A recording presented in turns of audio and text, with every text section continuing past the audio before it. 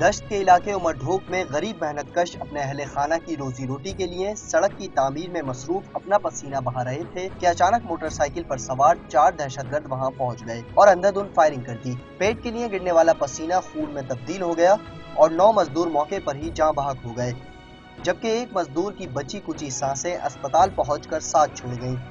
واقعے کی اطلاع ملنے پر مزدوروں کے اہل خانہ اسپتال پہنچ گئے۔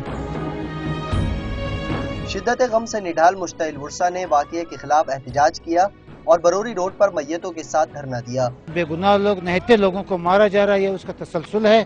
مرکزی انجمن تاجران اس واقعے کی بھرپور مذمت کرتی ہے اور اس سے صوبائی حکومت کی نااہلی قرار دیتی ہے۔ یہ ٹارگٹ کلر اس طرح دندناتے پھرتے ہیں اور آج تک نہ کوئی ٹارگٹ کلر پکڑا گیا ہے نہ ان کو کوئی سزا ہوئی ہے۔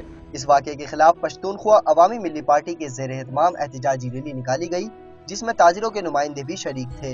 جناح روڈ سے شروع ہونے والی ریلی کوئٹہ پریس کلب پہنچ کر جلسے میں تبدیل ہو گئی۔ مقررین نے حکومت سے مطالبہ کیا ہے کہ مزدوروں کی ٹارگٹ کلنگ میں ملوث ملزمان کو فوری گرفتار کر کے قرار واقعی سزا دی جائے۔